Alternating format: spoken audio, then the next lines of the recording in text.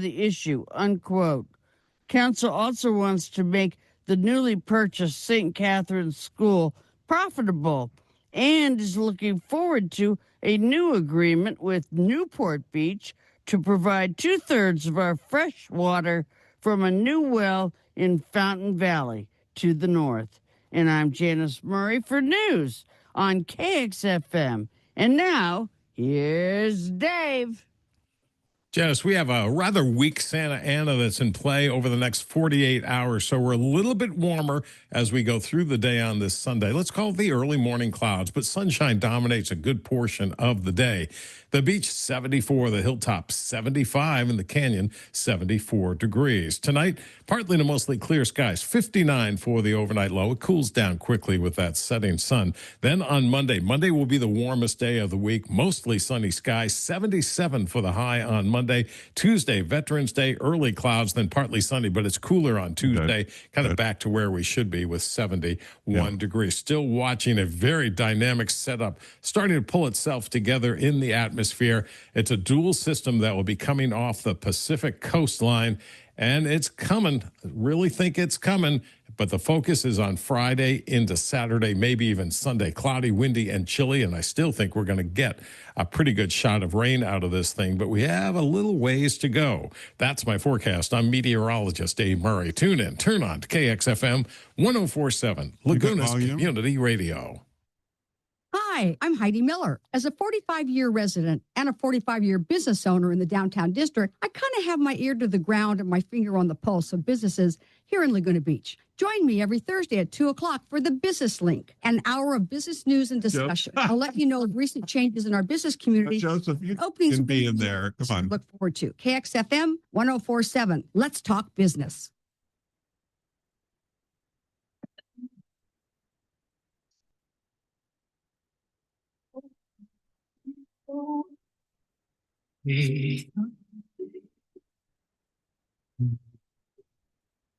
Dreams that you dream of once in a love of mine. Your somewhere over the rainbow, birds flying. Dream that you dream of, dream true. Someday when she falls off, the clouds will be right. No time will be over light.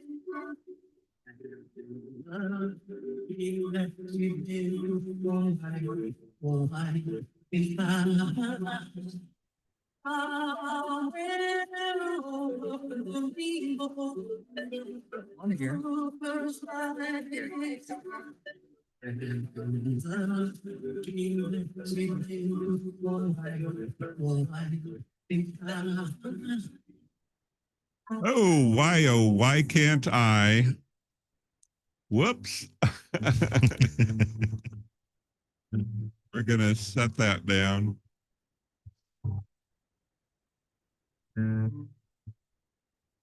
Good morning. This is Craig on Rainbow Radio here. A beautiful Sunday morning in Laguna Beach. It's a little cloudy out there, but it's supposed to burn off. You heard the weather report a little bit earlier.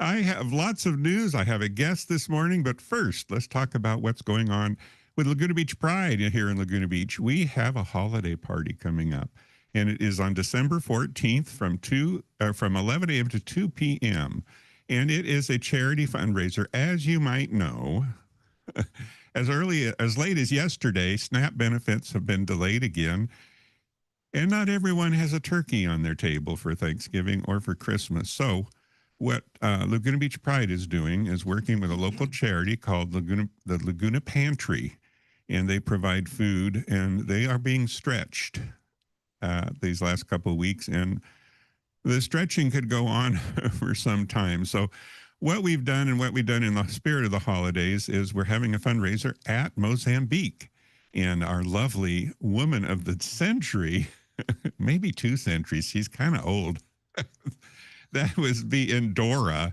And Dora will be there entertaining and singing a few songs that of her repertoire. She's going to do drag bingo. And so with that, we will raise money. A lot of local merchants several local merchants, let's just say, are donating prizes for the bingo a game. And that, again, is December 14th. It's a Sunday brunch, and it is at Mozambique from 11 a.m. to 2 p.m. That's the biggie that's coming up right now. That aside, KXFM has a takeover event coming up soon. And that is, if you haven't heard or you don't know what it's about, what happens is each host, we have 80 hosts, they're all volunteers here at Laguna or at KXFM. They will invite guests to be on their program as guest DJs, and we do kind of crazy antics. And it's a fundraiser, another fundraiser, because Laguna Radio here, community radio, is funded totally by donations. So it is a not-for-profit corporation here. So we would rely on the local community and the volunteers here, of which there are close to 80, and none of them get paid. They do it because they love the community and they love to be able to have a voice in the community. And it's myself included there. So anyway, that event is coming up. It's the takeover. It's the takeover the airwaves. And it is on November, the week of November 17th. So it starts. So you can call in or you can go on air as a guest. I've done it a couple of times. I had Tony Eisman on, I think, and I can't remember who else. A couple of local news personalities I had as well. So stay tuned for that. And that is it's a fun week because you never know what's gonna boil to the top as far as what's going on there. I will also, what else has come? What else is the news?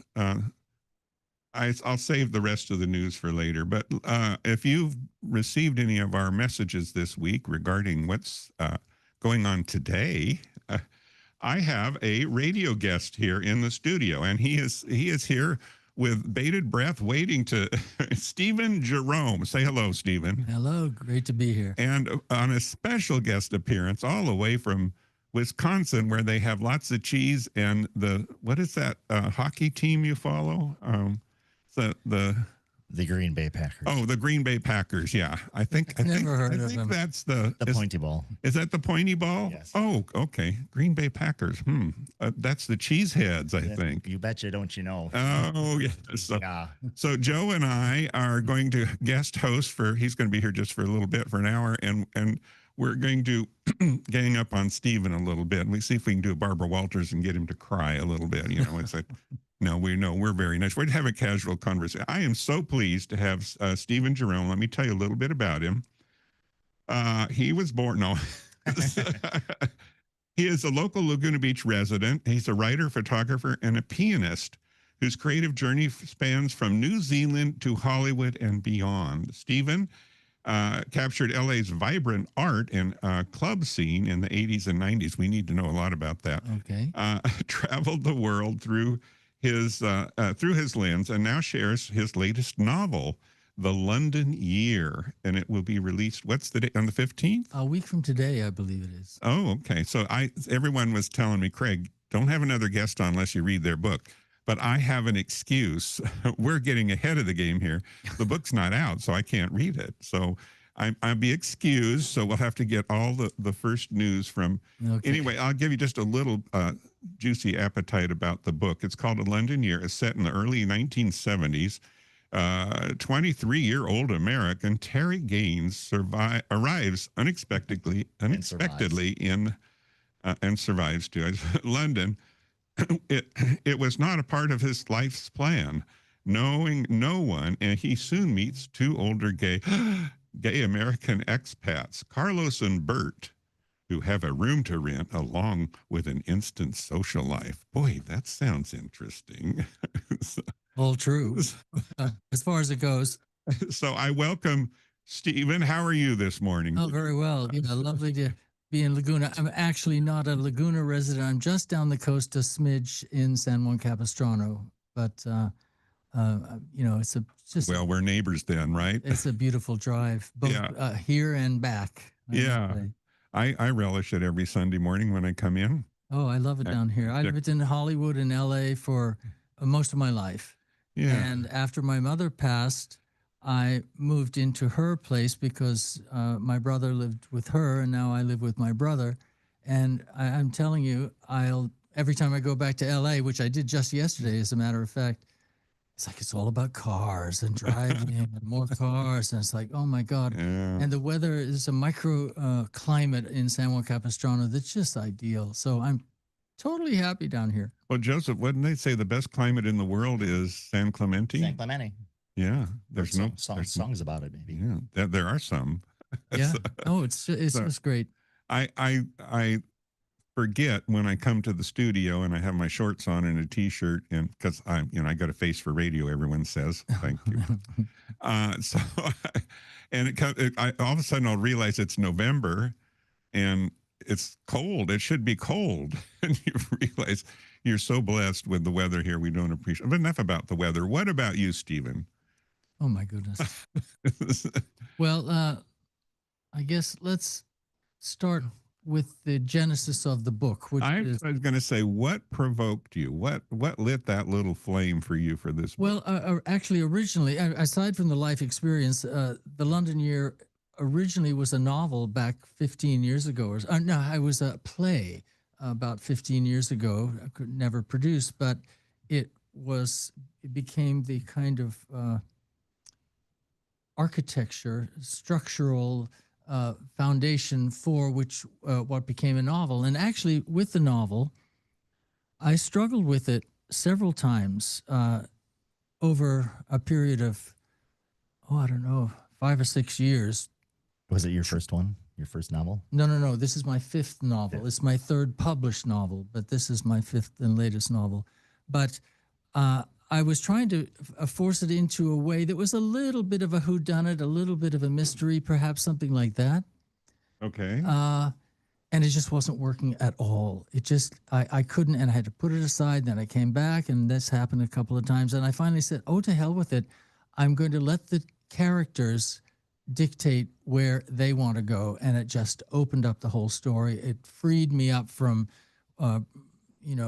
duty that I thought I had to, adhere to for mystery storytelling or something like that. And the characters just told the story. And it is inspired by my time when I lived in London. Completely unexpectedly, I was there in the early 70s. And I had to figure it out. I knew no one, I had no plans to be there. And I made a life for myself. I got a job at Harrods, and I worked at Harrods for over 2 years. And Harrods plays a background in the story. Are you being served? No, madam, are you being served? Oh, excuse me, madam. Yeah. Madam, are you being served? Yes. And you don't say she, you say the lady. Oh, You don't say he, you say the gentleman. oh. So okay. I learned that pretty quickly. I was instructed by the buyer. But anyway, so yes, I worked at Harrods and had friends and flatmates, and some of that is true in the story, and then there's a whole other fictional element that runs right through it. So I don't want to call it a memoir per se, because there's a whole fictional line, which actually harks and draws from my experience as a Hollywood Society photographer. So now you're on. That's quite a blend. Yeah. Well, I Yeah. I had this great experience from 86 to 92 is the mostly of the most intense part of our time, going out to parties 5 days a week. And I'm not kidding. Anyone who's around, who's listening, they'll totally nod their heads and agree. But I wouldn't know. But I thought, it was such a great experience that I thought, well, I think I can use this. I mean, it was waiting to be used, actually. and it fitted in perfectly with the fictional and non-fictional side of the evolution of the story itself. I don't want to say too much about Yeah. the story, but Say some of the premise of what the story is about. So it's taking from your life's experiences and some of your fun. Hard work, I suppose, but fun at the same time. fun at the same time. Yeah. Yes, so it's written in the first person. It's written as a memoir in the first person. I've never done that before. So I know that it's going to seem like, oh, everything is true because I wrote it in the first person. Not everything is true, but you know, I'm a writer, so Yeah. there's room for me to be that too, and weave in the actual stuff drawn from my own experience. How long I've had some guests on, but I've had many guests, but there seems to be a common thread when it comes to writing a book where there's a trigger and all of a sudden it kind of comes together, kind of like what you said when you decided to allow the characters develop themselves rather than predict what that they're going to do or develop into, was your thing. But all that aside, that I feel like, and I think for myself and some other people that it's taking that first step to write that book, the apprehension and maybe the judgment that about your Ability. skill and your ability, yeah, that scares so many people away from being being an author or to really bring it out. I know recently I had a guest where they said they finally started it. Once they started it, it's like an explosion. They couldn't stop. And all of what had been percolating around in their brain all of a sudden came to the surface, and it was a very cathartic experience. Have you had some level of those in your experience? Well, all the percolating was done as a screenwriter. So I've written a dozen screenplays, none of which have been produced, and I've discovered that it's easier to get 3 books published than even one screenplay considered seriously. One has been, but that's another story. But they were all my first 2 novels, New Suburbia and another one called Two Gray Rooms. I think that may be, fingers crossed, that may be republished. But that's inspired by a Joni Mitchell song called Two Gray Rooms. It's a gay love story. It's a beautiful story, but it sank like a stone with my first publisher 10 years ago. But the point is that the novels of New Suburbia and the novel of Two Gray Rooms and the novel of another and even this one, which was a play, they started as screenplays. So I had the template there. I had the arc of the story. The characters were there. And so with New Suburbia, which was my first novel, just briefly, it's a very current story set in Seattle, with the music as the sort of the backdrop. 2 young families. It came as a dream. I mean, that's. I was at a. Oh, okay, you want to hear the story? Just a bit. It popped into your brain. It popped into my brain.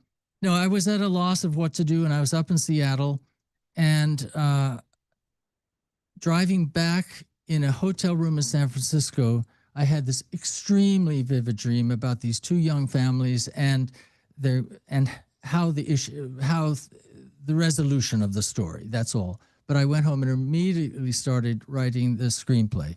Oh, wow. And it all kind of fell out and into place. But in thinking about it, I thought, this is rich enough to be a novel. And I love the characters so much that I just wanted to fill out the story. And so I wrote that as my first novel. And then by the time we're now, years later, we're at the London Year. As I said, that was originally a play. But again, I had the rough characters, but it's opened up incredibly from a play into this novel. So this is a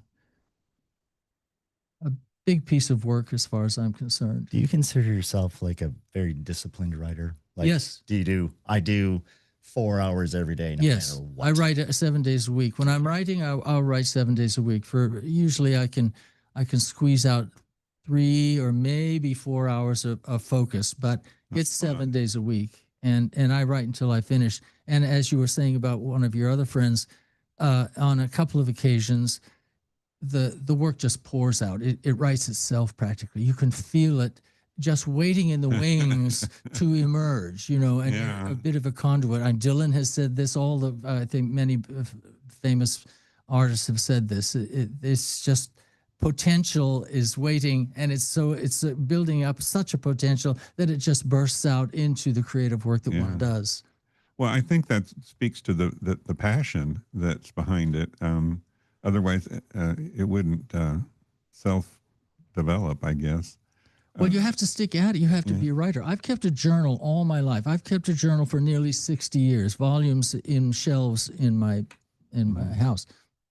So that always kept my hand in terms of just, you know, keeping my fingers warm, as it were, even if I wasn't writing some big project, some opus or something.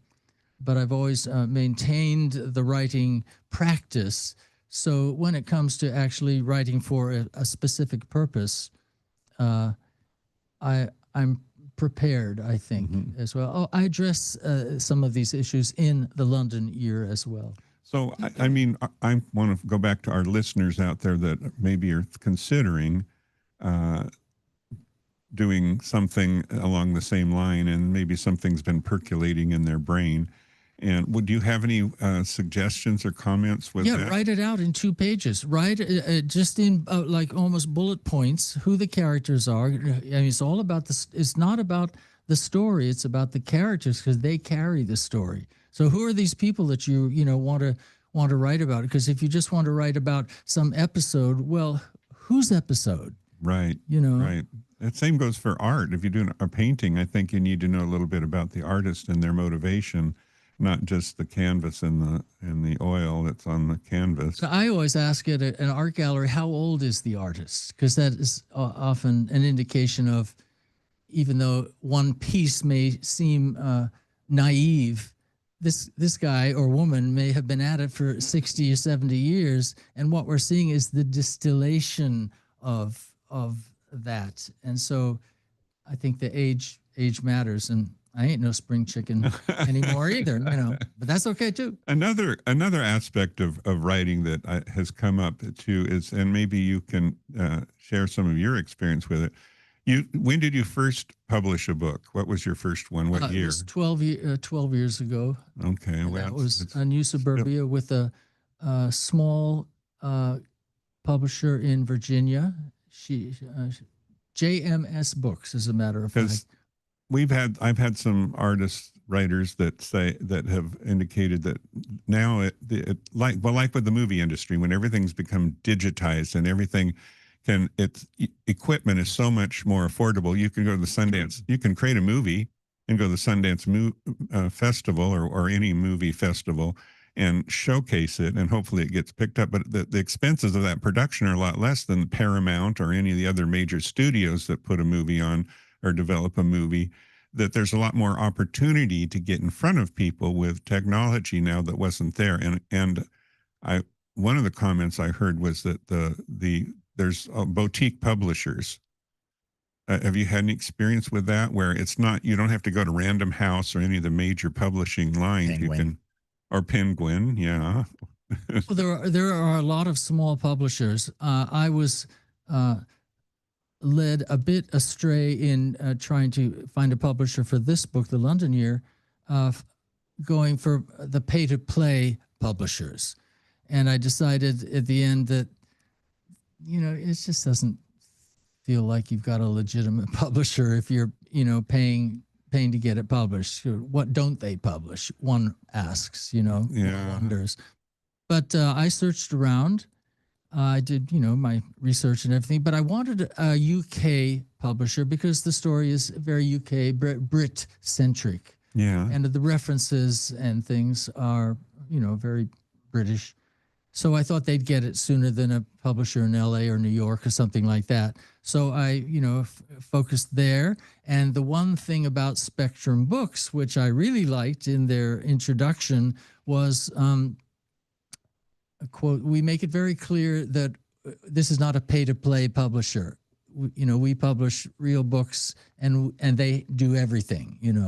They're not doing the Okay. PR in the back end, which I'm doing that right now. Hello, but I'm very pleased so far with the relationship, and I'm hoping they'll pick up my other book, Duke. Are you listening, guys? I hope they'll pick up Two Gray Rooms, because that's a beautiful story, and it really deserves more than it got in its first run 10 years ago. So that may be who knows? Yeah. It may come again. Well, it may rise you never again. know. Open one door and what others may come your way. True. I but certainly hope so. I'm kind of afraid to even mention the two letters then, AI. Oh no, AI. No, AI is wonderful for certain things. A friend of mine has written proposals now with the help of AI. He's not a bad writer himself. But English wasn't his first language either. But AI just smoothed everything out. And I said, Andy, this is so beautifully written. Well, now I'm using AI. Okay, all right, that's fine. Good for you. It totally works. But this is just a proposal. It's not a creative piece of writing such as a novel. And I will not go there. You just read the darn thing over and over and over. You finish it and you start again, same day, and you just continue reading. And this takes months of rereading the whole novel. And each time you're making a little change. And as you go, the changes became less and less and less until you figure you've got a polished gem, you might say. And then you hand it over to the publisher for editing.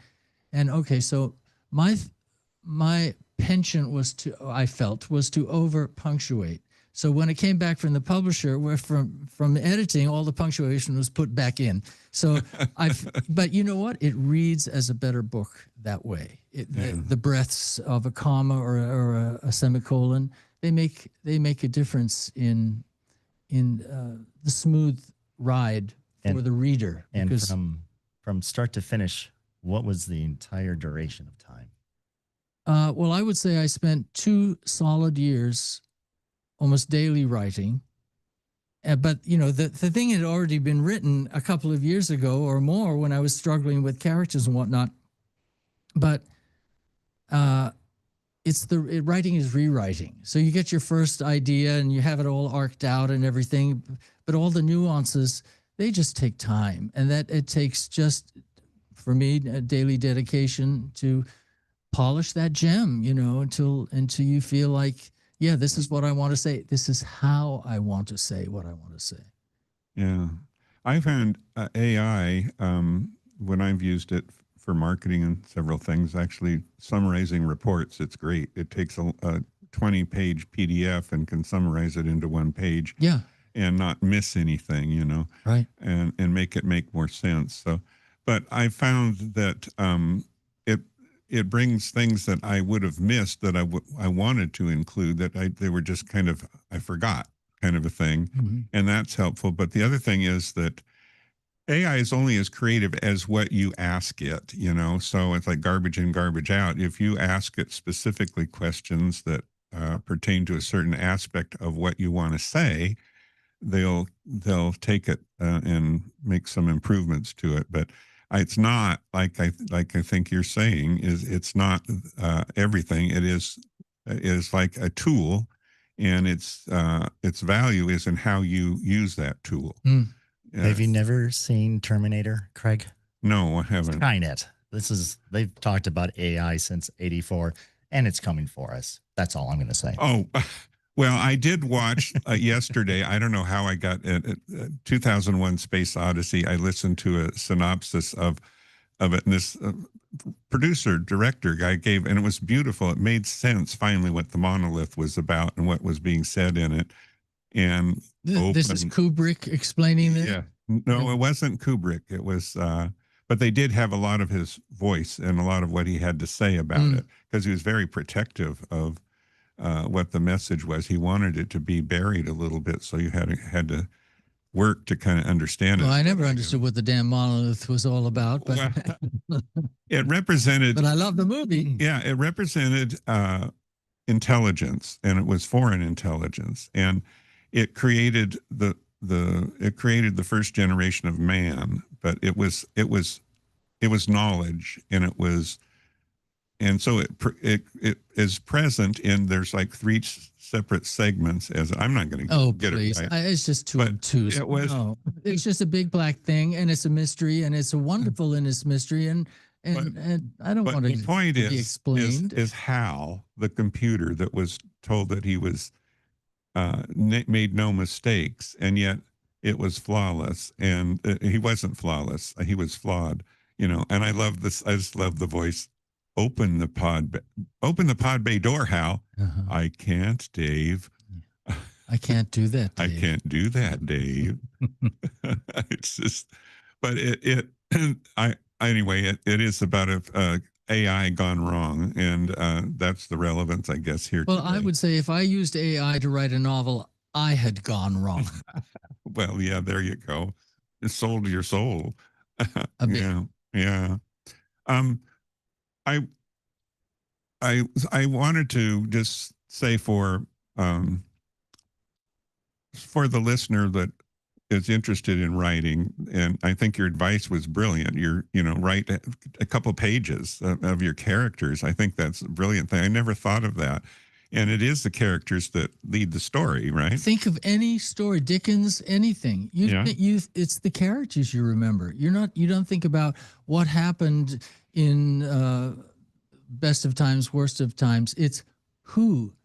That's what you think about. Yeah. Not the what. And so it's all about that. If the characters aren't there, if they're not interesting, if they don't want something. Yeah. What software do you use? Sorry? What software do you use? Oh, Or do you just... No, I use, it's all very basic. For script writing, I do use, what's that called? I haven't written a script in a while. The common one that everyone uses, extremely useful because it lays out the format for you and everything, and it's got abbreviations for interior and exterior and close up and things like that. That is a very useful software. But for writing prose, I just use Pages built into the Apple, all the Mac computers, and I don't think there's anything else. So yeah, the story that in your last novel, and it is a culmination of a lot of your experiences, including your photography and dealing with celebrity and music, and your piano player. Yes, I've been a pianist and a composer all my life. Let's take a listen to the London Year. You gave me an audio. Okay. I'll preface this. Set it up? This is very early music for me. This was written in exactly the same time as the London Year is set, in the early 70s. Okay. So I've written many pieces of music since then, and I'm actually doing a piano recital next month. So the music is different now, is more mature now than this, but I love this piece. And it was originally called English Suite, but I always felt that was a little stuffy and pretentious. But along comes the London Year, which is written in the same time, and it's about London, and so I've changed the title, and this song is now called The London Year. So there's a musical accompaniment that's apropos to the setting and the time of the story. It's not Donna Summer, Hot Stuff, or anything like that. No. I don't write music with words. I'm a semi-classical pianist. I'm bad. That was it. That's okay. I love Donna Summer. I dance. I love to dance. I like your the pianist George Winston. That's a favorite of mine. And people have put me a little bit in that box, but not. I'm my own. In fact, I call the entire collection of my music my own language, and that's what it is. It's just you don't have to like it, you don't have to understand it, but it's what I do, and nobody has input at all. Stephen, I think you're a very brave soul, because so many people are so afraid to feel to have the strength of their convictions that they're confident in themselves to the point where they can do these things, and so many people never do because there's a fear of. That's my feeling on it, and so many people, and I want the listeners to think that it doesn't take. There's no huge roadblocks into doing what you really, really want to do, and That's something right. you You really, just have to bloody well do it. Yep. yeah, and just take that first step. So let's listen to this title. It's titled "The London Year." So here we go.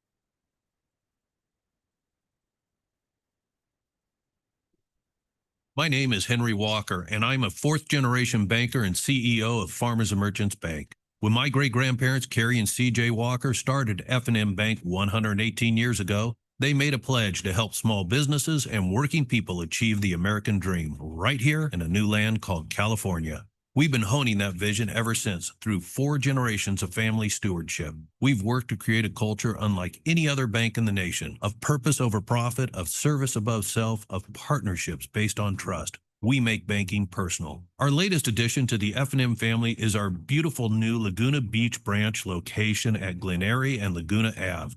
We're here to help you realize your dreams of home ownership, financial planning, and starting or growing a business. Stop by. You never need an appointment. Our bankers are members of the community. They remember your name because we pride ourselves on genuine relationships, not transactional ones. F&M Bank, some things will always be. Stop by today. Member FDIC. Good morning. This is Craig and Rainbow Radio. If you're just tuning in, I am here with Stephen Jerome, and we're discussing his new book, The London Year, and a special guest all the way from Wisconsin, where there's lots of cheese, my dear friend Joseph Meitzel. And we've been ganging up on Stephen a little bit here, and he's given us some real insightful suggestions and thoughts about producing a book, if you're so inclined to do that on your own. We love to encourage artistic endeavors here on KXFM 104.7 because Laguna Beach is all about art and culture. It has a huge legacy. And so this morning, we are part of that legacy and explaining about writing books and what the results and how satisfying it can be. So how satisfying have you found it? Very satisfying, or I wouldn't have done it.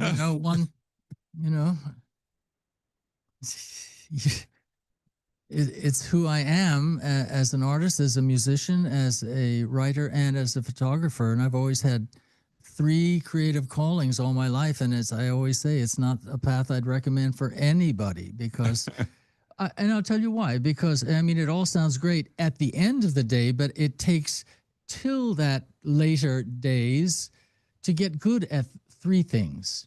If you're just good at one, by the time you're in your 40s, maybe, or in your 30s, you can, really sink your teeth into a career. But when you have 3 creative callings, which I honestly have, so the whole middle period of my life before I had 3 portfolios to present as, somewhat mature work, I just thought I was a flake and a dilettante. It's just, it's music, photography, and writing. Writing. Those are the 3 pillars. Yeah, and they have been, calling for me all my life. But I'm at a point now where I can prove I can do all those things. And that's just early music you just heard. Yeah. The later music is more mature, I guess you might say, somewhat. But just the playing of it has to be maintained. The writing has to be maintained. You've got to keep your hand in. Yeah. And photography, I've always been a photographer. And then, would you want to hear about the Hollywood? Well, yeah. Let's spice it up maybe a little bit. Like the original TMZ. Well, yeah, a little TMZ here. Okay. Well, I don't have a lot of that, but I'll tell you how it started. It started because, consider the time. It was the mid 80s in LA. And that was a time of when LA was finding itself. The Olympics had just happened in 84. I addressed this in the London Year, actually, which one can do in a memoir, in the memoir format.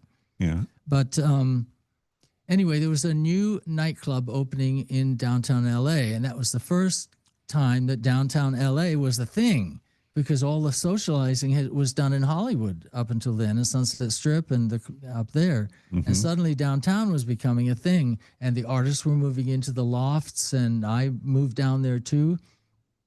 For those in the know, I lived at the American Hotel in downtown LA.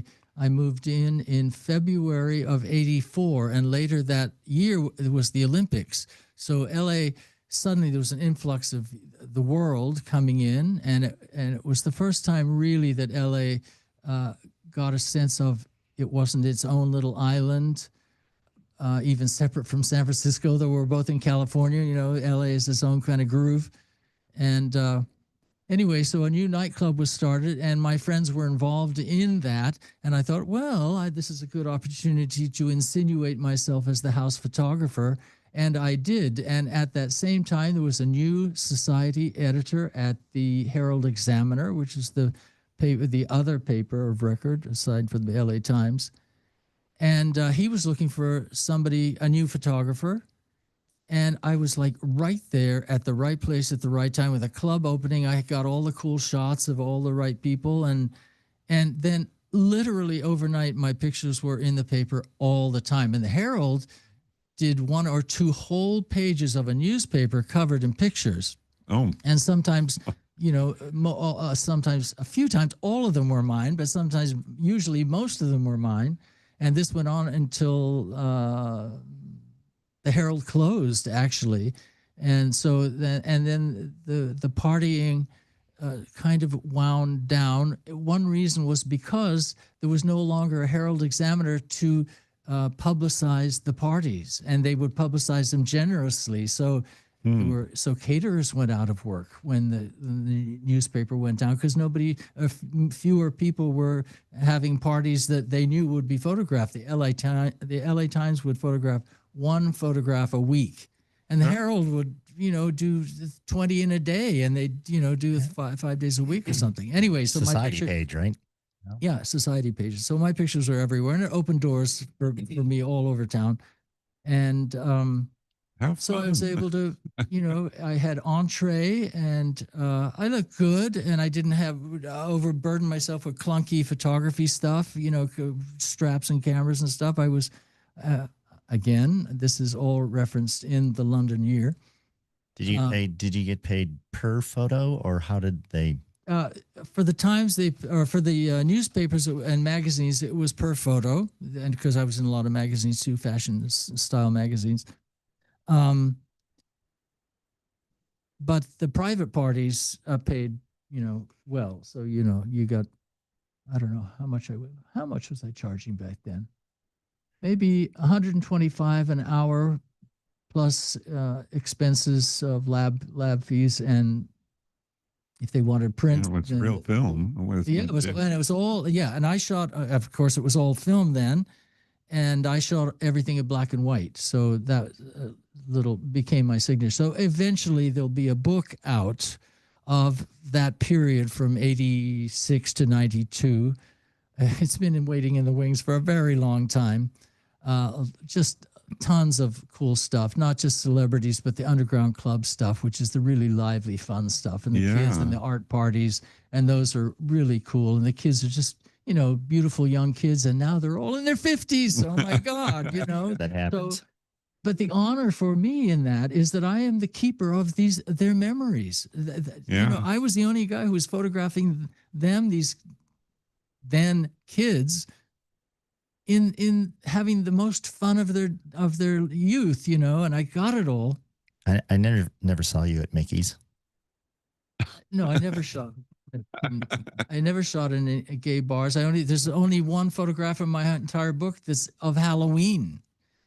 So this is just, it was wild as a regular thing, but it was all underground in the clubs and stuff, in the private clubs and the lofts and the warehouses, not on the Sunset Strip nightclubs or whiskey or something like that. No. This is all the art kids making their own art scene. And it was hip and hot and fun. It would be fun. Not too long ago, there was an exhibition at the Getty where it was, because the Getty has a lot of classic art, I guess, over the centuries. And they did a perspective on LA, and it was mostly Polaroids. But the line to get into that presentation by far was the biggest line, the biggest crowd. I found it to be kind of a statement about the culture, that a lot of people are interested in more of I guess less of the glitz and more of the substance and creative substance, which is these underground rage parties or whatever you want to call them, that just happened.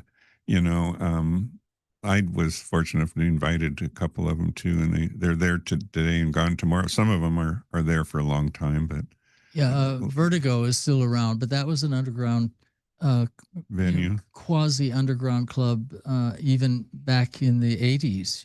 But and some of them, if you'd go to a particular corner to get the invitation, because they were all one step ahead of the sheriff, just like Donald Trump. And so they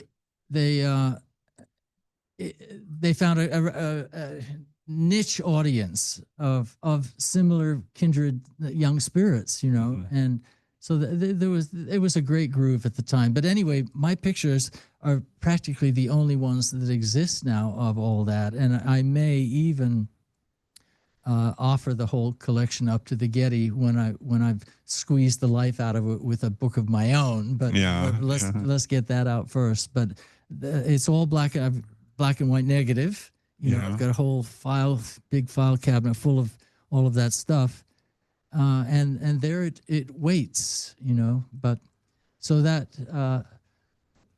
was a part of. Let's see, what was. Oh, you know, all kinds of famous people. Yeah, I'll tell you, my first job after high school was at CBS Television, Television City in Hollywood, Beverly and Fairfax. And there I was a page, and then I went into the mailroom later. But so I was on the set of all of the shows that were happening at the time, All in the Family, Sonny and Cher, Bill Cosby, Carol Burnett, of course, there are probably others. I can't. Maude came along, too, and I was on the set on the stage where they were rehearsing and all of that. You want to hear a funny story? I was okay. So one day on the Sonny and Cher show, Hugh Hefner was the guest, and so I was, you know, watching from the sidelines all day. And every now and again, Hefner would hold out his arm, and this guy would put a Pepsi into his hand. So, okay, this went on through the day. That night, I was at a gay bar in West Hollywood, and I saw this guy, and I went up to him and I said, "Didn't I see you putting Pepsis into Hugh Hefner's hand earlier today?" And he couldn't believe, you know. And so we started talking, and it turned out he was Hefner's valet. And he said that whenever Hefner went anywhere by himself, I went with him. Oh He my. flew on the plane. They go to Rio on the, you know, all at the, and he worked at the mansion. So I was up at the mansion several times later. So I've been up there several times taking pictures. And so I've got great pictures of Hefner. Another weird story, if you want to hear another weird. Sure. Okay. This again at the Playboy Mansion. It was a press publicity event under a tent in the back of the mansion in the grounds. For not only the announcement of the Playmate of the Year that year, but also his engagement to this beautiful woman who was, in fact, now the Playmate of the Year. So,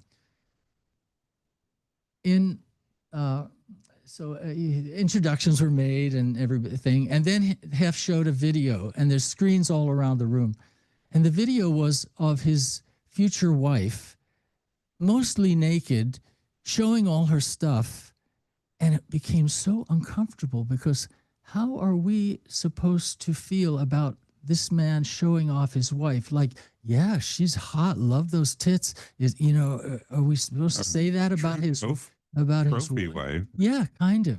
Yeah. But it you could feel like everybody's going, well, what am I supposed to feel? Congratulations, Sev. Yeah, she's really hot. And yeah, and look, there she is up on the screen showing it all off. And that was just kind of weird. Yeah, I agree. That Joseph, you're laughing. I don't know. True I don't know. story. Well, I'm surprised. I thought he had a more sophisticated appreciation, actually, Hugh Hefner. But he certainly made a lot of money. Oh, yeah. Yeah. Yeah, I mean, he was, well, like it or not, he was an important cultural factor. But in the earlier days, in the 60s, particularly when it all came out, and that all the changes came from the 60s, of which I was, you know, very much cognizant and felt totally a part of, as a matter of fact. Hmm. Anyway, My. Well, we digressed a long ways from the London years, but I suppose there's a bit of that spiciness carried into the London years. well, the character is taken on by a famous person as his personal photographer. So I bring in all of my experience as a, you know, as a event photographer, you might say, or society photographer. I bring that into the story. So I had all this experience that Mhm. was, why not use it? And then I came up with a character, and the experiences fitted in perfectly for the needs of the character. So So the 15th it will be released. Where will it be available? Amazon and all the usual Oh, places, cool. book reads and stuff. Oh yeah, you Yeah. can get Digital? it. Sorry. Digital as well. I meant to ask. I'm not sure. I'm not sure if there's Yeah. if there's an ebook or if that's separate. I really don't know. Right now, I'm just lucky to have it in print and Oh yeah. lucky to speak to you and reach people to let them know that it's a fun read. I'll say, but it's also it's personal, and I've read books by friends, and they're telling stories. This in the first person allows the writer to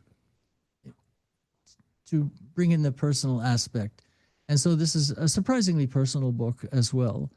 But it's fiction first with a fictional threads. I mean, Uh-huh. it's fiction first. Pam, I always like to know, has your family been a much part of your experience with what you do? Not at all. Really? No. No. No. Uh, I mean, not that nobody's against anything. Yeah. It's just I do my thing. Yeah. And whatever. I mean, it's just my brother and me now. But my parents were very smart and very talented in their way, but they didn't. I had very little guidance. I think perhaps the most important thing that my father ever gave me, which I talk about at the beginning of the London year, is when he said, "Go to London." Joseph has an experience where his dad said, "Go to Europe and here's some help." Yeah. So I was supposed to be going back in '88 with a friend from high school, and I was working part-time over at Salty Seafood in the kitchen as a line cook In Wisconsin. And my sister worked there as well. Anyway, so my buddy and I said, okay, we're going to save if we're going to do this. And I go, excellent. Now, I'm the youngest of 6, and my father had to go to the Korean War. He was stationed in Germany, but anyway. So we were getting close to the date that we were supposed to leave, and my friend Kevin says, okay, Joe, we're ready. I go, yep, everything's pretty much ready. I go, I just don't know how much money I have. And he's like, what do you mean? I go, I don't know how much I have. And so 3 days before the trip, my father knew that I was a little light in the wallet. And he said, Joe, I never had the opportunity that kids have today. I already had a family started. Korean War was on. I never got to travel ever. And he said, here's money.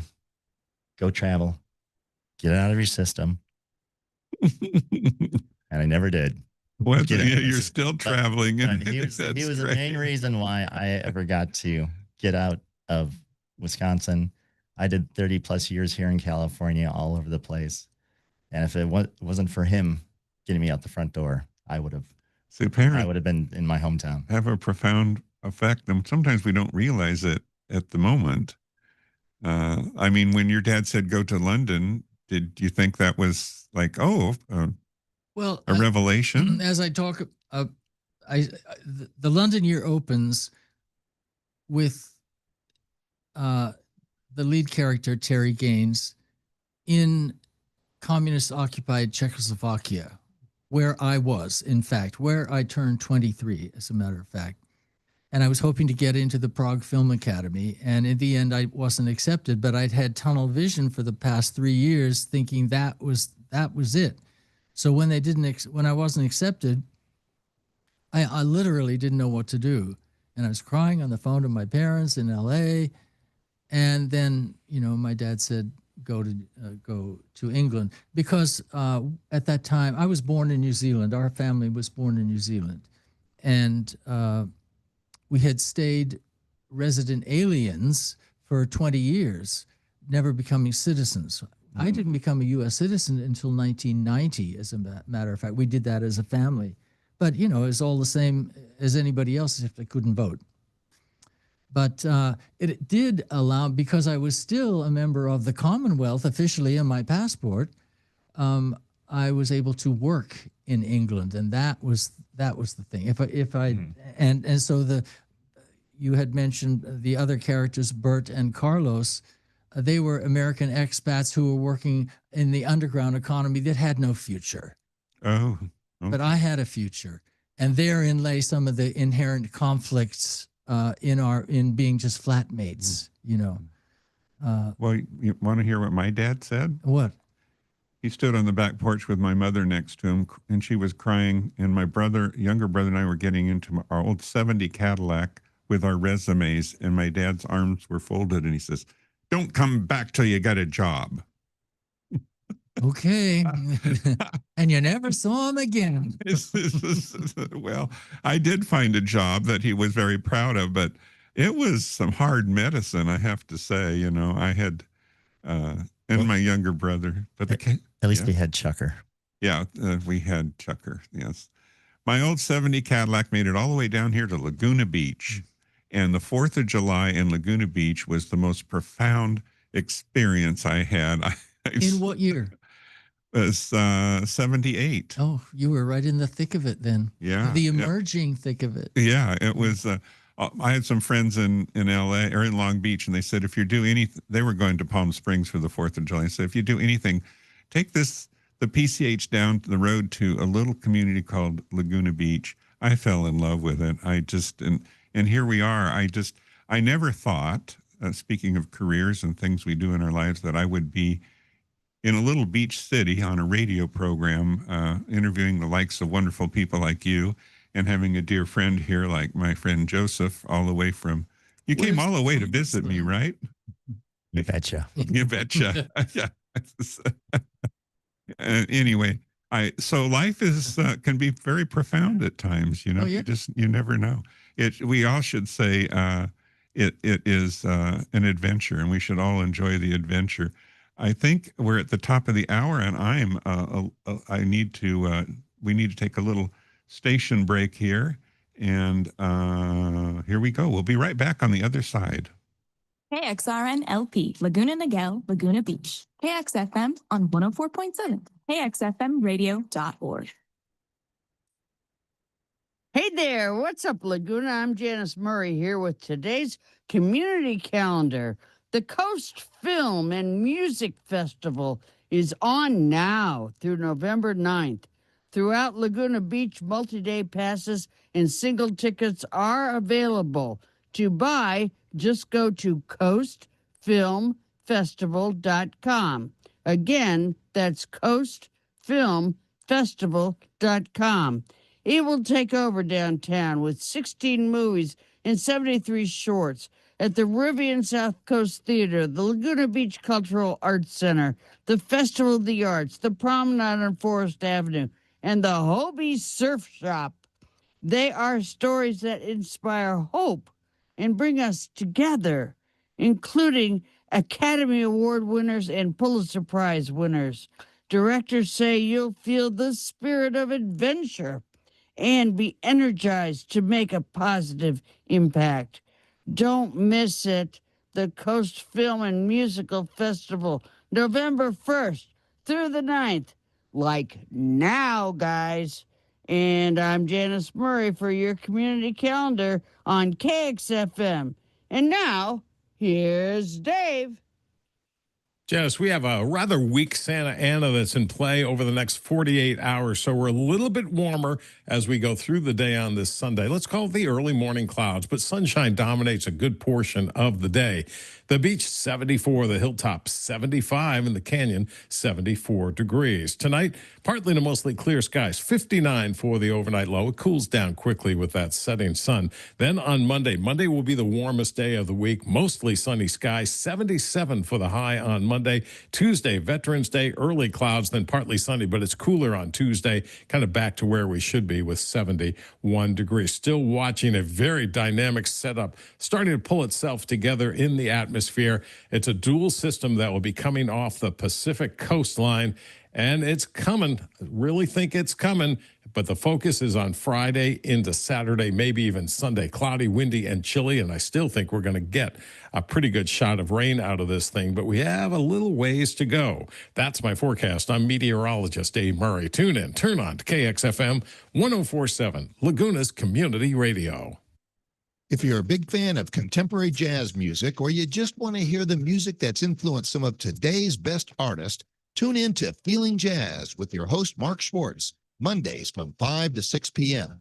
I'll be playing your favorite hits, deep cuts, and a little history with songs from the likes of Steely Dan, George Benson, Al Jarreau, Mindy Abair, and so much more. Tune in and turn on Feeling Jazz with Mark Schwartz, Mondays from 5 to 6 p.m. on Laguna's Community Radio. This disclaimer is a statement notifying listening audiences that any opinions expressed on our shows are not representative of Laguna Radio, Inc., its management, or its board of directors. That message is especially for me because I seem to have opinions. And we don't want to get anyone in it. So we're at the top of the second hour, Rainbow Radio here on Sunday morning. It's 11:07 a.m. here in a kind of a cloudy, overcast, destined to burn off. It's trying to break. It's trying to break. It's working on it. And I'm here with my special guest, Stephen Jerome, talking about his book. And my dear friend who's visiting, Joseph, he has to say goodbye. He's on his way. Did you have any shout outs maybe to Lynn or something? Yeah, you know what? First of all, to my brothers and sisters, because we don't have time for that. There's too many. My mother passed away recently, and it was just nice to see the family come together and That's wonderful. be able to deal with it. You know, so that one, so the Meetzel shout out right there. Lynn, thinking about you always. And thank you for being here today, Joseph. It's a surprise. I didn't know he was in town till yesterday, and so he crashed my party, and I love it. Perfect. Yeah, sure. So, and if you want to stick around, Stephen, while we go through some, I'd love to have you just comment back and forth with. I got a lot of news articles and things we can discuss. And I'll pontificate. Pontificate a little bit. Wheel. It's Steve, great. It was a pleasure meeting you today, by the way. Joe. So best of luck with everything that's going to be happening. Really good things to you, I'm sure. Super. Right? Thank you very much. And then finally, it'll be Heather. I'll be back at your place for brunch shortly. He has a schedule to. Oh my! You never know. Anyway, thanks for being here, Joseph. Yep. So anyway, what I typically do is I have some things that go on in the in the world, and I want to say that something about there's a sports game that went on, and it's not the pointy ball or the big orange one. It's not that really small white ball the size of an egg. Maybe it's the rugby ball. It's a little bit bigger than the egg, it's a baseball. Oh, That's what it is. baseball, Yeah, yeah. baseball. There was some kind of game going on. You know what? I'm bowing out because I know nothing about it. Well, I know not a lot, but I'm going to say here's the story about a single game that says everything about who we are. Oh, they say baseball is America's pastime, a diamond-shaped dream stitched into our national soul. The crack of the bat, the smell of the grass, the crowd on its feet. And last week at the World Series, that dream reminded us just how beautifully complicated being America really is. The final pitch of the World Series wasn't just a throw, it was a symbol. It came from the hand of a Japanese pitcher, the man who traveled halfway around the world to play a game born in America American dirt. He wound up, he released, and he hurled that tiny white sphere towards a waiting bat of a Mexican slugger, a man whose ancestors once crossed the border for the promise of something better. The ball screamed off the bat and into the outfield, what was met by the glove of a black man, quick, graceful, and powerful. He snagged it out of the sky without breaking the stride. He fired it towards the infield, where he found the sure hands of a white first baseman who caught it for the final out. Game over. And in an instant, beneath the rain and confetti on the field in Canada, every accent, every flag, every skin tone collided in pure, unfiltered joy. Their Puerto Rican, Cuban, Dominican, and American teammates poured out of the dugout, shouting, laughing, lifting one another up.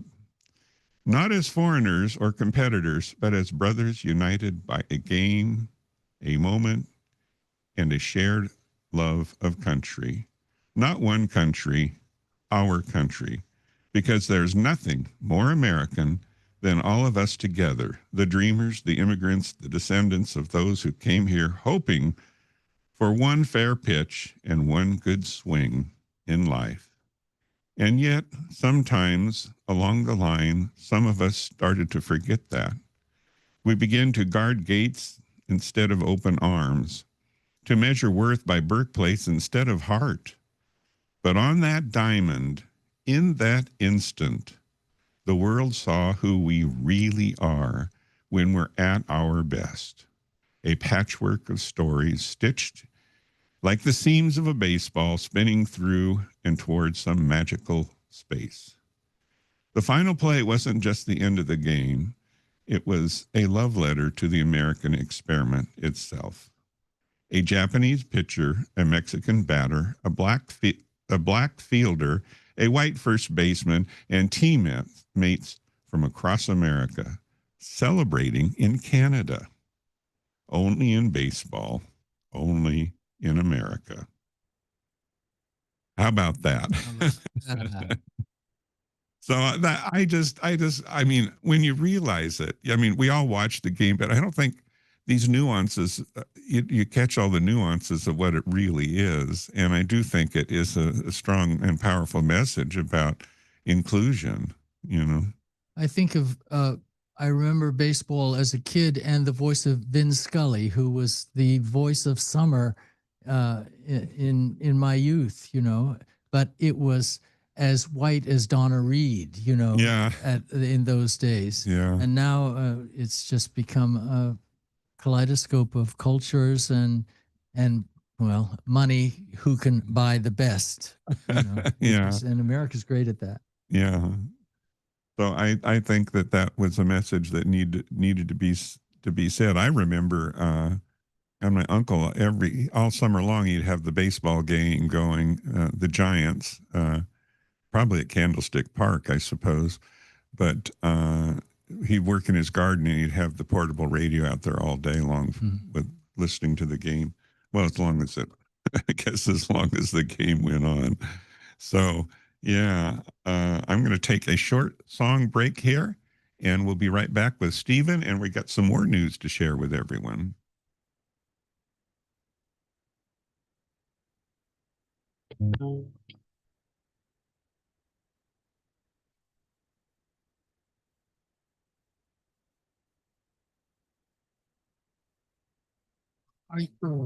Is this?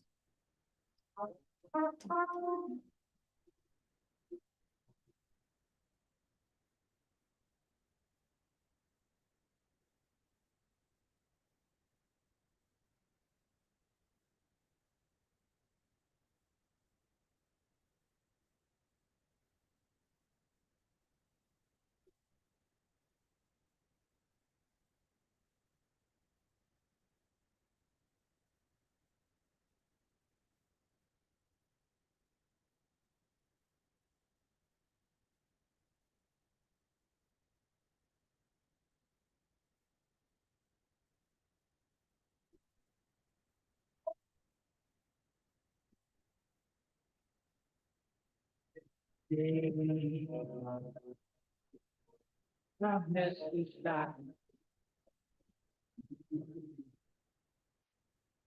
I reach that so someday, wow, you can take this to me.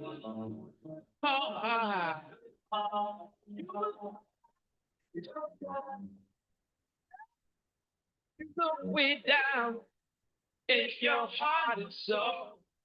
I don't hesitate, that's the word says love. I want you never, never, never, never.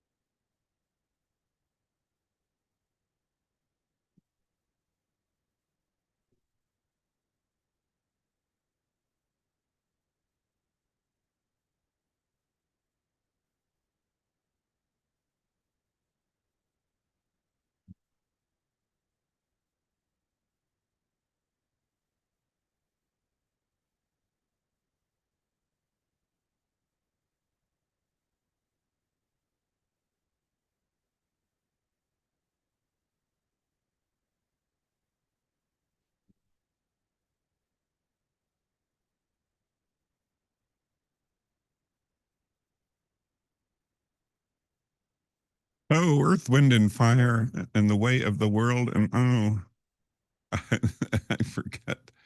I'm the technician and the DJ, so sometimes it's a little bit of an overload for me in my senior years here. Anyway, we're here with Stephen Jerome, and we're going to share some news here about some transgender news Oh my here. God. Okay. Are you ready? You got your seatbelt on? I'm holding on to my groin. So let's take a brief walk into the theater of time where Baird meets bold new voices and an icon steps forward to light the way. This is your inside story where the every headline has a hidden truth, and every story has a brighter side. I bring you to the stage Identity and Reinvention, a story that begins with a shipwreck and ends with a celebration of trans and non-binary artists taking the stage at last. Are you aware of this No. thing going on? Sir Ian McKellen, yes, this is a quote from him. Yes, the same legendary actor who brought, oh, no, that's me, who brought Gandalf and Magneto and classic stage classics to life, now steps into something more familiar and revolutionary. He will open and formally introduce a one-night only reading of the 12th Night. Not just any reading. The version features a cast entirely of trans and non-binary performers and is produced by the new theater company Trans What You Will in London. So you're going to have to go to London for this one. One night. So mark your calendars, July 20. Oh, yes, it will live stream. It's been live. Oh, it's over with live stream. Oh my God. And why it matters. Why does this matter? Because the play chosen is one of Shakespeare's most gender fluid, most layered and identity twists. 12th Night, the twin shipwreck, cross-dressing gender play, love across boundaries. It has always been fertile ground for new queer readings. And now that queerness isn't quite submerged or interpreted, it is centered.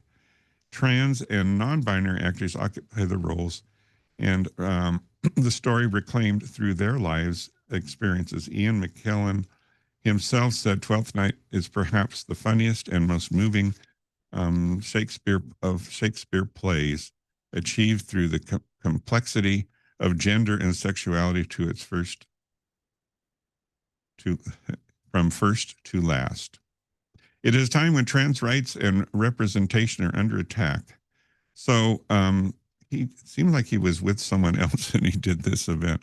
But I just think it's wonderful that the whole crew in this, as Shakespeare himself might have said, some are born great, some achieve greatness, and some have greatness thrust upon them. And in this case, trans and non-binary arts have greatness reclaimed for them. And Sir Ian McKellen helps open the door. They will walk through it with power, joy, and visibility. So he is a sir, right? He is a sir. Yeah, he's a sir, and he can do what he wants, which is a wonderful thing, and fearlessly. So that's a great step. Yeah. In view of the fact that there's such angst and such hatred out there, it seems, for trans people. I go back, Steve, and I feel like in the 70s and 80s, when the LGBT community was coming forward, and there was so much angst and disapproval, and here we are later.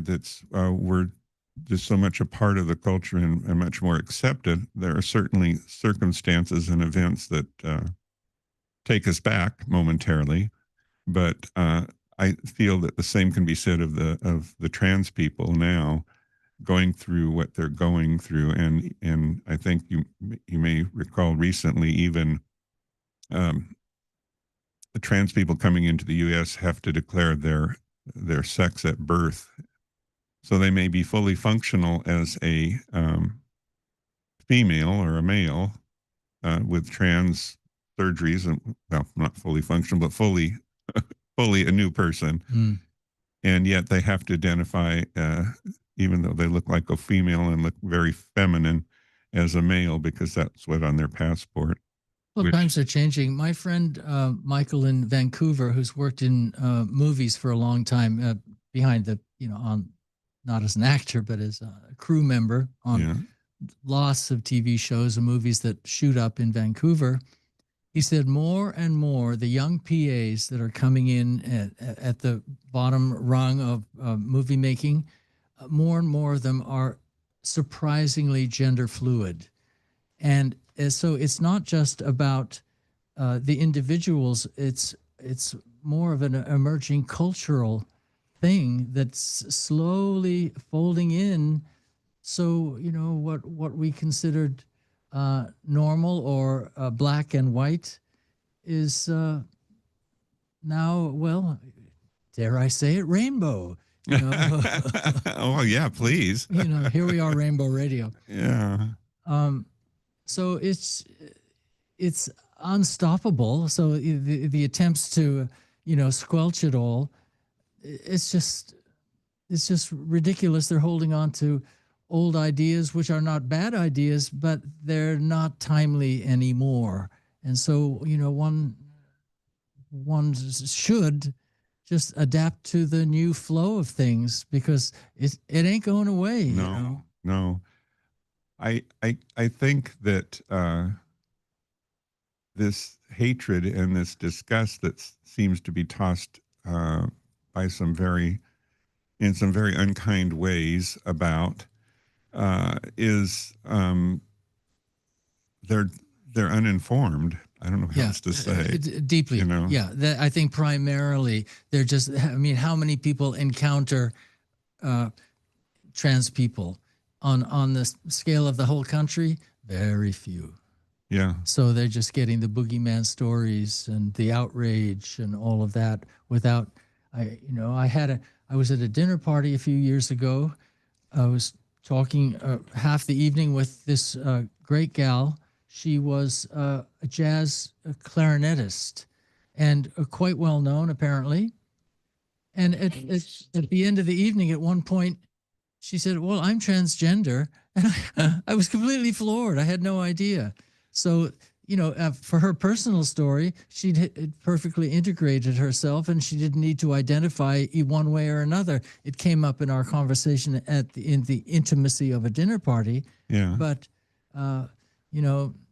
you just have to accept people I the way they present themselves. I equate it to something very simple as a metaphor. Is that I put it this way: a toupee.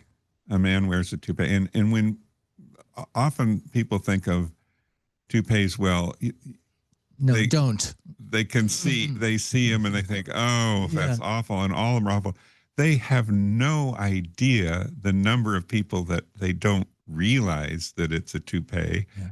because they're so well integrated and so much a part of that person that you only see the fringe, and you object, I guess, some way to it. But there is some parallels into what it is about the transgender.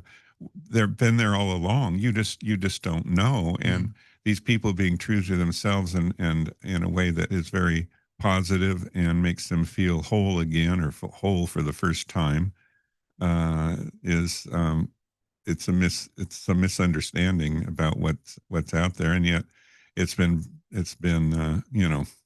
send your kids to school and they'll do a sex change. That's That's just absurd.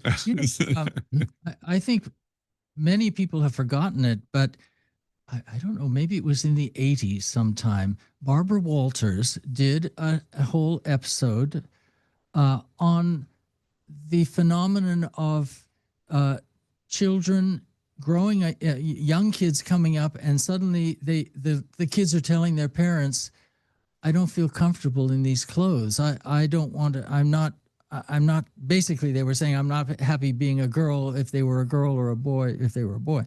And they wanted to be the other. And it was a surprisingly wide phenomenon, which Barbara Walters laid out.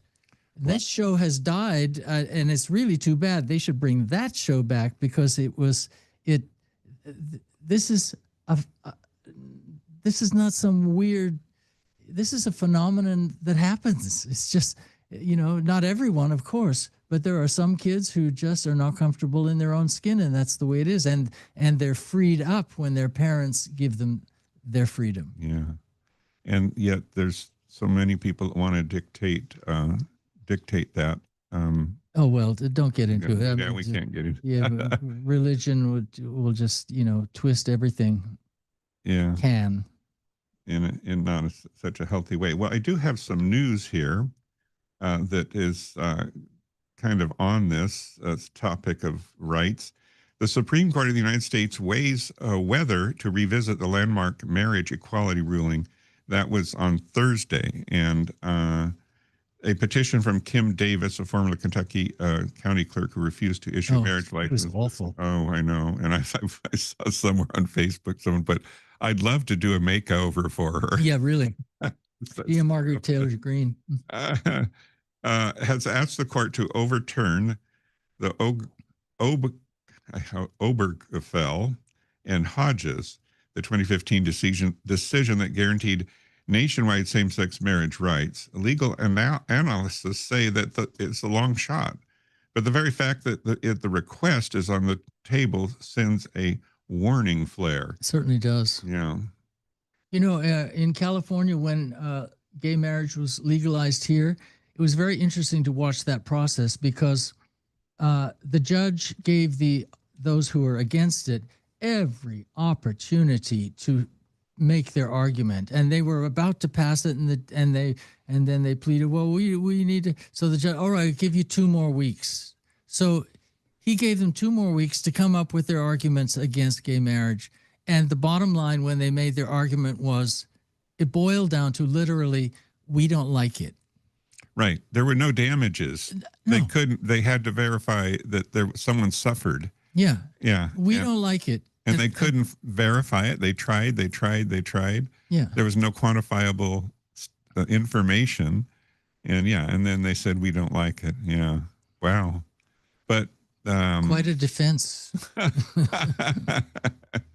Oh my, moving along, we have in California, the state Supreme Court upheld strong protections for LGBT residents in long-term care. So there's some progress. California Supreme Court rejected the First Amendment challenge to a state law that mandates respect for pronouns and prohibits misgendering in long-term care facilities. That's a start. Oh, yeah. that they're even worrying about this. It's just so Yeah. it's so weak. And why it matters. What else do I have? I had one, two. I know I have some more interesting news here. What to watch for in the future regarding the Davis, Kim Davis. The Supreme Court must decide whether to grant, whether to hear the case. If it does, a full briefing, oral arguments, and decision process could unfold over the next year. And so, again, like you said, I feel like they are laying the groundwork for it to make it happen. So anyway, then I have some fun stuff here. Please. I've been criticized for being too, but you know how it's not easy finding news that is in this day and age that is, new and interesting and fun. I mean, that is positive. That's true. Yeah. So we're going to talk a little about some 3 inspiring, uplifting stories. Number 1, a new anthem in Orlando. Yep, in downtown Orlando, a new LGBTQ nightclub has opened its doors just in time for Pride. It's called Anthem. This is to replace Pulse when they had the terrible. Is that what it is? Yeah. Yeah. And it's more If than I'm just not mistaken. a nightclub hotspot. It is a haven. Owners Michael and Emmanuel created Anthem as a space where everyone can feel seen, accepted, and celebrated. They plan to host community events, dance nights, and creative workshops, all centered on belonging and joy. In a time when safe spaces are needed more than ever, Anthem is striking a powerful note of unity and pride in the heart of Florida. Oh my God, where it needs a heart more than ever. Yeah. Number 2, life-saving change in blood donations. Well, this is interesting. This year, the American Red Cross made a historic policy shift that now allows members of the LGBTQ plus community to donate blood. For decades, outdated restrictions kept many from giving, even though they wanted to help save lives. But after years of advocacy and scientific research, much of it led by the LGBTQ volunteers, the new policy focuses on individual risk, not identity. Now, countless new donors are rolling up their sleeves and giving back to their communities in the most meaningful and positive way possible by giving lives. And number 3, Kansas. I just watched The Wizard of Oz the other night. Yes. Hopefully we're not in Kansas anymore. Every once in a while, you have to watch something that is kind of brainless, and well, not brainless, but it's easy, it's familiar and comforting at the same time. It reaffirms that whole because the Wizard of Oz has become an archetype practically. It's you know how many billions of dollars. I don't have the numbers, but I read them. They were astronomical for the globe in Las Vegas, the Sphere, that they have the Wizard of Oz at. You know, that production. I didn't know that was going on. Or they redid the movie in sort of surround. Oh, let me tell you, it's a lot more than that. They expanded the screens, and I give them credit that the integrity of the movie is held, but they expanded on it ways that you couldn't do at the time it was produced. Oh, so no doubt. You're in the Sphere, and actually the monkeys come flying out over the audience, and when there's the storm, leaves come out, and when the trees throw apples at Dorothy and the lion. So it's sort of like Smell-O-Rama. It is. It's got every element in it. And it's phenomenal, the number of people that are going to see this event, and the floors vibrate. They've taken it to a whole new measure. So, wait a minute. So there's a job that they were hiring for a guy to dress in a monkey suit and fly on a wire across the audience. Right. It's an actual. Well, I don't know if it's an actual they... person. It might be a prop that flies over. Ah, okay. Well, that's a disappointment. Yeah, I don't know, guy, but maybe they are, but they've made it a whole experience. The technology in the Sphere is phenomenal. If you have the time to check out on it, and the amount of money that they spent on it, they never thought they would return it. But I think it has the potential to save Las Vegas from its current downward trend in occupancy and the casinos. Yeah, the casinos are losing. But the outside of the Sphere that's all I've seen. But I mean, anything that you can think of, any form, any kaleidoscope of imagery, they can put it out on in this enormous scale. It's just marvelous. You could see it you could probably see it from a jet flying over Vegas, or when you come into Vegas, you see this thing. Yeah, on the outside. It's the tickets are not cheap, but they're making they're making a killing with it. And okay, that's fine. But back to Kansas, faith and inclusion in Kansas, in Roland Park, Kansas, a newly formed congregation called Roots United Methodist Church is redefining what it means to be a faith community. So it's led by Reverend Laura Andrews, an openly queer pastor. The church welcomes everyone, especially those who've been turned away elsewhere. Worship services blend spiritually with activism, art, and community care. In the heartland of America, a small church is proving that love and faith aren't opposites. They're allies. So there you have it. Nightclub that becomes a family, a blood drive that becomes a symbol of equality, and a church that becomes a sanctuary. Rainbow Radio. You remember that joke about Methodists and Presbyterians? No. Is it fit for the air? Yeah. Presbyterians are Methodists who can read. Oh, that's interesting. I always thought that was amusing. I'm Episcopal, and everyone tells me that it was nothing more than a social club. So I thought, okay, fine. I'm fine with that. I don't have a problem. What are you talking about? All right. So I do have one last Trump. Oh. We kind of danced around it a few times. Oh, okay. Here we go. So here we go. I should do my radio voice. Breaking news today that tells us what many feared, but few wanted to say out loud. The Trump recession has arrived. This last week. Over 1.1 million layoffs have already been announced this year, the number hauntingly familiar to those who lived through the 2009, where another Republican president, free market miracles sent an economy tumbling into chaos. In October alone, the worst month of layoffs since 2003, UPS is cutting 48,000 jobs, Amazon 30,000. Even the resilient pillars, construction, tech, and finance, are shedding workers. Only healthcare and hospitality still hold the line, still hiring, still trying to help us heal and keep the lights on. Mark Zandi of Moody's Analytics put it bluntly, 22 states and D.C. are in or nearing recession. And John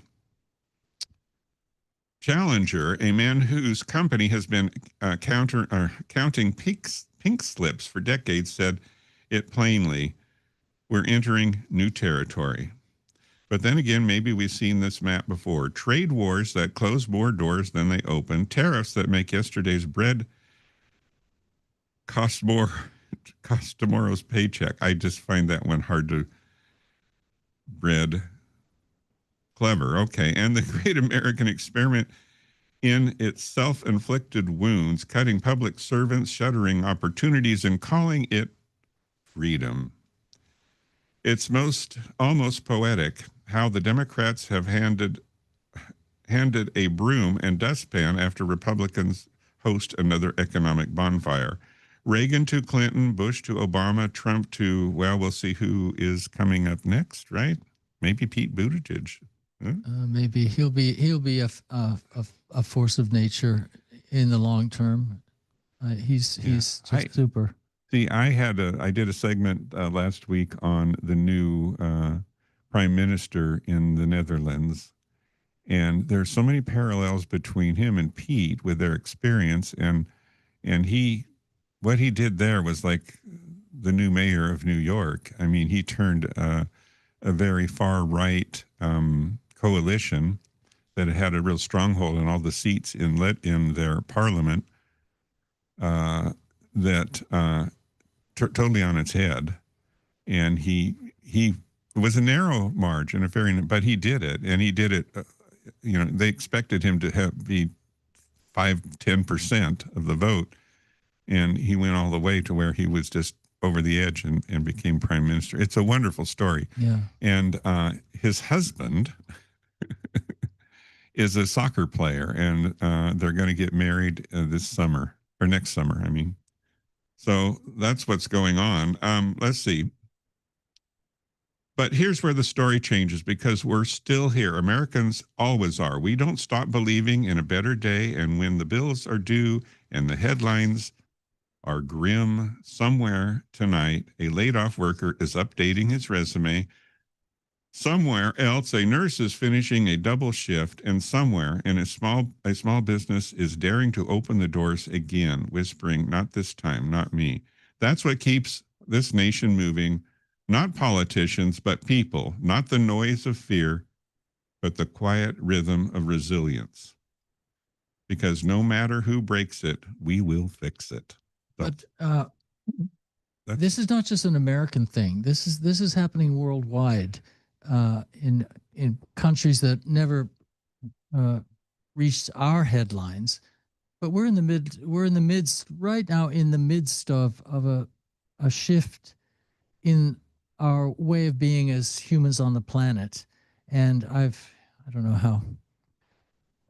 I've always said that Trump is a blessing, not because I favor Trump in any way, but because he is bringing us to the realization of the two most important things every person on the planet has to know. And one is what you want, and the other is what you don't want.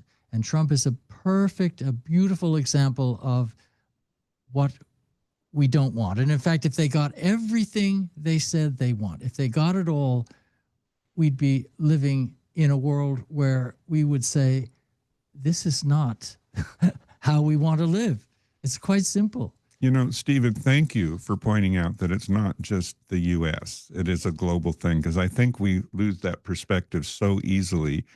Obama, when Trump first got elected, went to Uganda and was welcomed there as a past president. And he gave a brilliant speech about what's happening culturally.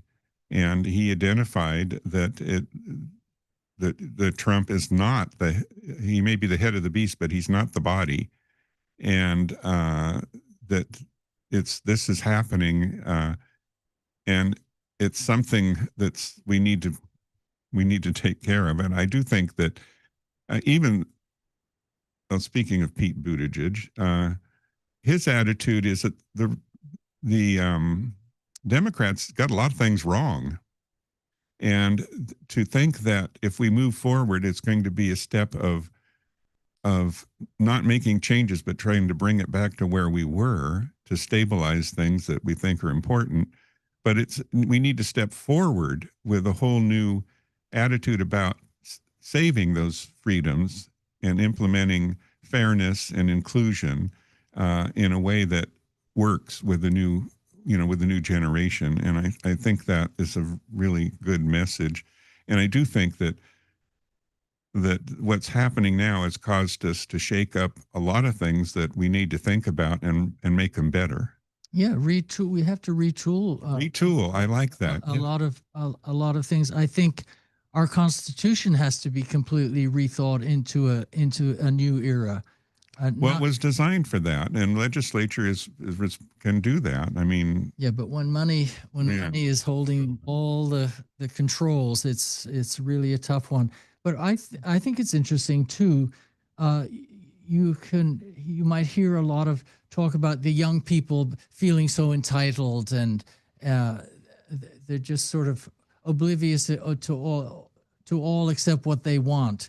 Well, okay, eventually all of those people are going to be the majority and grown-ups, and if they maintain that kind of obstinance, they are going to say, no, we don't want it that way. We want it this way. And this way is not going to be the way it's been running or the way it seems to be going right now, this too shall pass. It's just inevitable. Every president is a post-president. And then there's a new thought, a new climate, a new tone in the culture. Trump is a blessing in that regard because he's showing a lot of people that this is really not the way we want to go here. Well, he's awoken a huge the sleeping giant. Yeah, the sleeping giant. It's like as Gavin Newsom, don't poke the bear. They poked the bear, and I think maybe on a national level, the bear has been poked. Yeah. You know. Oh yeah. And so when 7 million people show up peacefully to send a message. Where do you think it's going to be in a year from now? Because we have a year of real torment to weather until the midterms, but I think you're going to see 12,000 people, 20,000 people out on the streets. You're going to see so many people out on the streets because they're just simply saying enough is enough. This is not working, and if it's not working, why not? What are we going to do? I think what provokes that more than anything is when people are, I'm probably preaching to the choir here, but when they're personally affected by it, when they realize that it's happening to them as well, it's not just your neighbor. Yeah, like the farmers in Kansas. Yeah. Suddenly there's no more soybean market. Hello, why did that happen? For absolutely no good reason except some weird ideological thing that came out of Washington. But yes, it's going to hit, and we need this year for it to really drop into the lives of everyone. And then we have to make the choice. Is this the America we want? Is this what I want to see? Secret Service in unmarked cars with masks, just grabbing people off the street? I mean, get me started. That should never happen once, not even once, not let alone multiple times. But yeah. So I don't know where to go from here. I do have. Let's go up. Yeah, I do have a. There's hope. There's hope. There's hope in the hearts of the individual people. Yeah, that's where the hope is. It's not out in some political, discussion. It's in the heart of real people. And when real people say, "Wait a minute, this is not the way I pictured it," things will change. Yeah. Well, I don't know what to say. I still feel there's a faction out there that think, well, what's going on now is you got to give them a little more time, but that faction is shrinking. And the other thing is, it's not so bad. It's not going to happen that way. Well, when your costs go up, and the argument about I find this disheartening too. There's when it comes to passing the budget, there's what has always happened in the past is the continuing resolution. And a continuing resolution says that we will continue to pay the bills that we've obligated to pay, that we said we're going to pay, that we filled out the credit application for, and we got the credit. The compassion dictates you might want to. Well, yeah. So So the continuing resolution is the Republicans, the Democrats would vote for it in a heartbeat. And it's supposedly 70% of the Democrats would vote for it. And then you've got the Republicans that don't want it. But so it can't get passed. They won't reopen the House of Representatives, which would the ones that need to vote on it. But the Senate is trying to do what they can, which,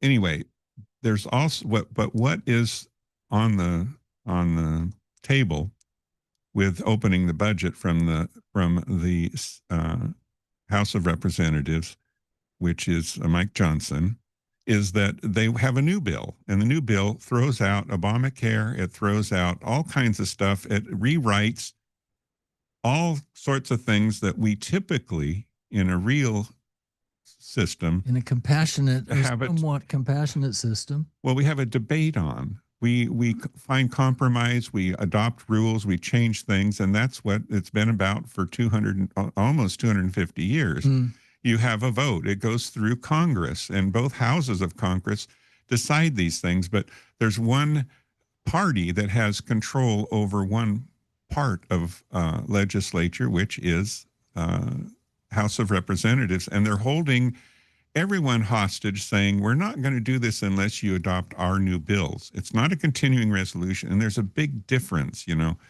If tomorrow Mike Johnson brought the House of Representatives together and said, yeah, we're going to accept the continuing resolution, we would continue to pay the bills with a date that expires. It says it's kicking the can down the road, but at least it pays the bills. At least our airports are going to stay open. At least SNAP people get their benefits. At least healthcare is put on an even keel for the time being.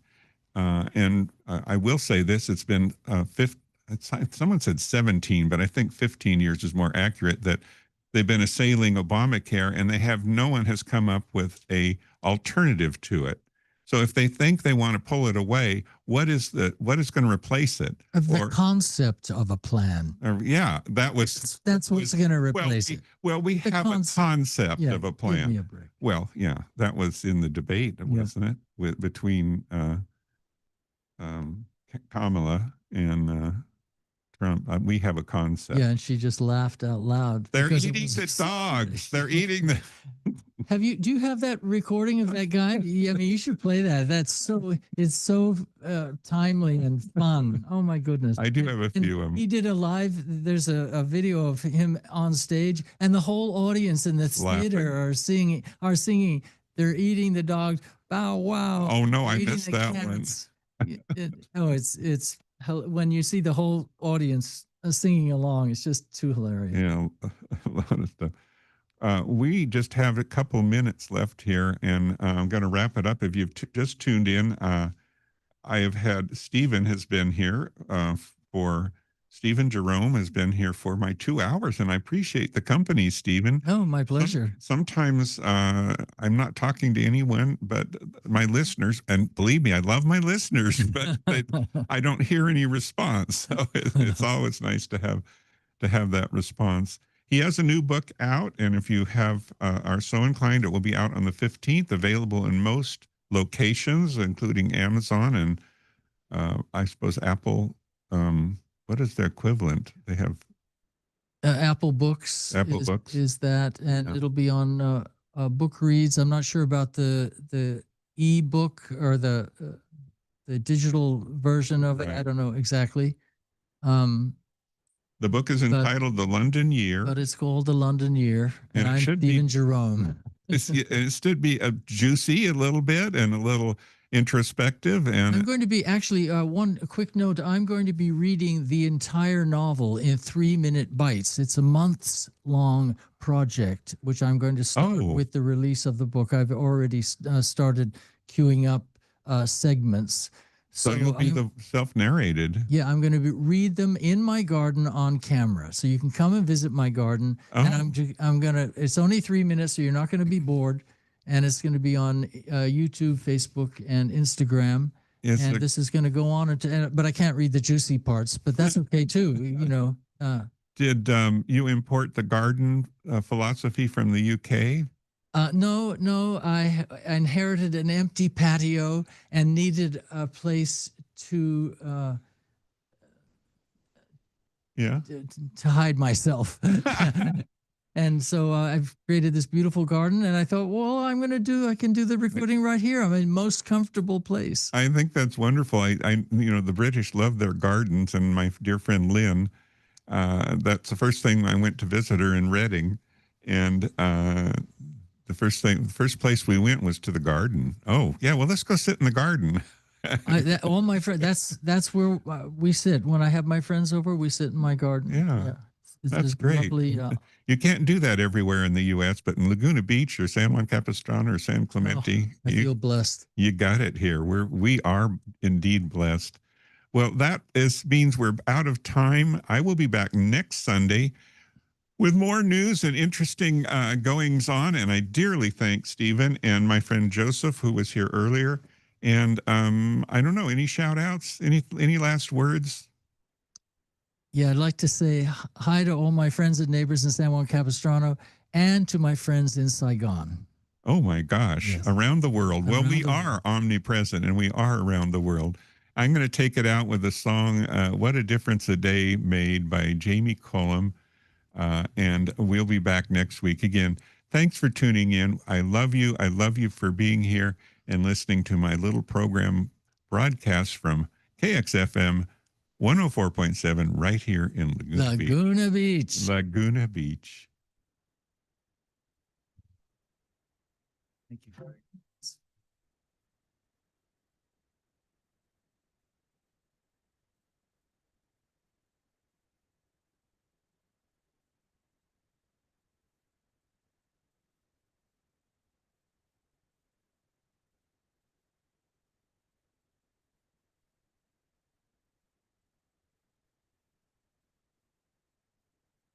What a difference a day made.